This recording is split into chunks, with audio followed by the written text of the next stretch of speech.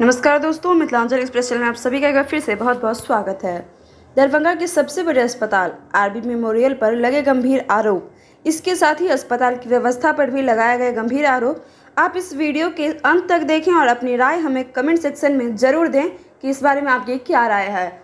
संक्षिप्त में पूरा मामला बताइए, कब भर्ती किए थे, कैसे कैसे ट्रीटमेंट चला और क्या हुआ जो आप लोग यहाँ बैठ गए? मेरा नाम शैलेश कुमार है। मेरा घर बछवाड़ा हुआ। 11 तारीख को मेरे फादर को पैरालिसिस अटैक आया। उनको हम यहाँ DMCH लेके आए, फिर रिफर्ड करवा के 12 तारीख को मॉर्निंग में हम यहाँ आए। मॉर्निंग में 6 बजे कहाँ? आरबी मेमोरियल हॉस्पिटल में, जो आपके बेटा दरभंगा में एक रेपुटेड ब्रांड है। बस नाम का ब्रांड है, काम का नहीं है। आपको हम सारा कहानी बताते हैं। 12 तारीख को मॉर्निंग में 6 बजे लाया। इनके पास कोई डॉक्टर नहीं होता है, इनका स्टाफ ही ट्रीटमेंट करता है, जो कि गलत है। एक बड़े हॉस्पिटल में अपना डॉक्टर होना चाहिए, जो कि डॉक्टर इनके पास है नहीं। इनका स्टाफ ट्रीटमेंट करता है। डॉक्टर की विजिटिंग का टाइम होता है 10 बजे। डॉक्टर 10 बजे से पहले नहीं आते हैं। डॉक्टर 10 बजे आया, फिर ट्रीटमेंट करना स्टार्ट किया। 12 तारीख से लेकर 3 दिन तक डॉक्टर अपने पास रखा HDU के अंदर में, और कहा कि आपका पेशेंट रिकवर्ड हो जाएगा, हम लोग 3 दिन को देखेंगे कि पेशेंट का रिकवरी कितना % आपका होता है। जबकि गाइडलाइंस न्यूरो सर्जरी के कहता है कि आपका CT स्कैन पर 24 आवर्स होना चाहिए था। इनको मैंने कहा कि सर CT स्कैन आप करवाइए रेगुलर। इन्होंने 3 दिन बाद CT स्कैन करवाया। जो ब्रेन का क्लॉटेस था, जो ब्रेन का हेमरेज होता है, वो हेमरेज बढ़ गया आपका। हेमरेज बढ़ा क्यों? कि आप क्योर नहीं किए उसको। क्योर नहीं करने की वजह से हेमरेज बढ़ गया आपका। वही ट्रीटमेंट अगर 12 के बाद 13, 14 को हो जाता तो हेमरेज बढ़ता नहीं हुआ। डॉक्टर अपने रिसर्च प्रोसेस में लगे, उनको उनका जानकारी नहीं था। नहीं है पता भाई, आप दूसरी जगह रेफर कर दो। आपने रेफर नहीं किया उसको।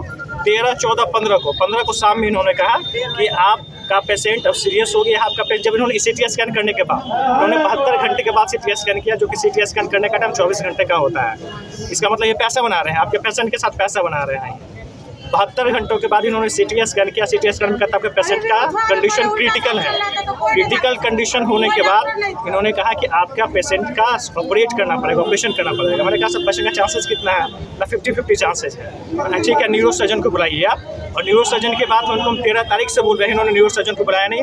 डॉक्टर SK प्रसाद ने कहा न्यूरो यहाँ पर क्या करेगा, न्यूरो का यहाँ पर कोई रोल नहीं है, न्यूरो यहाँ कुछ नहीं कर सकता है। फिर भी मैंने प्रेशर किया, फिर भी मैंने प्रेशर डाला।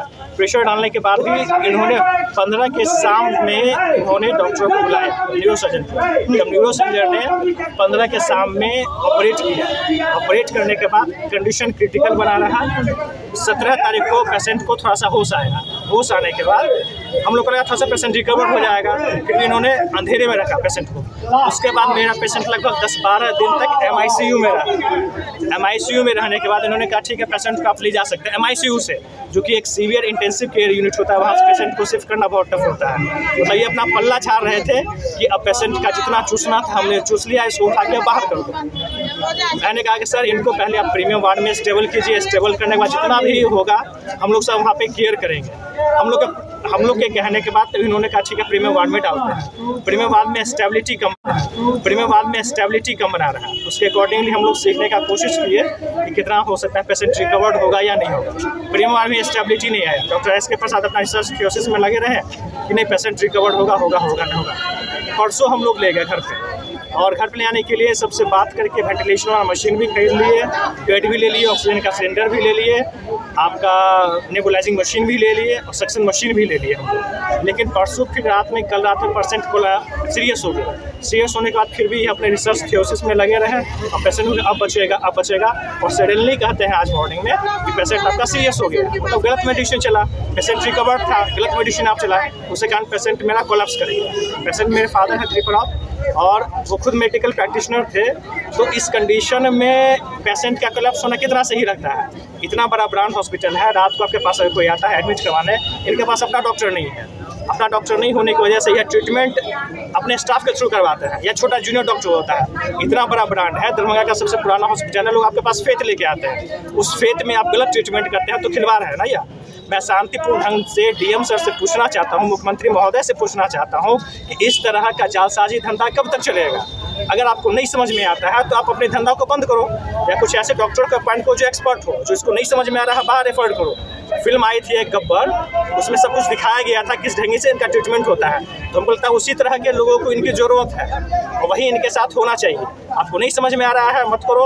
और कंडीशन ये है कि हमने अपना ज़मीन बेच के अभी तक 12-13 लाख रुपए लगा दिए हॉस्पिटल का बिलिंग लगभग 5 साढ़े 5 लाख का हुआ, मेडिसिन का बिलिंग 4-5 लाख का, बाकी एक्स्ट्रा एक्सपेंसेस जो होता है। हम लोग यहाँ से बछवाड़ा से आए हैं, एक्सपेंसेस बहुत ज़्यादा हो गया। एक्सपेंस अगर खत्म हो फिर दिक्कत नहीं है, पेशेंट रिकवर्ड होना चाहिए। रिकवर नहीं हुआ, हम इस बात के ग्लानि, हम इस बात को दुख है। हम शांतिपूर्ण ढंग से सीएम साहब से, डीएम साहब से पूछना चाहते हैं कि आखिर ये गोरख धंधा कब तक चलेगा?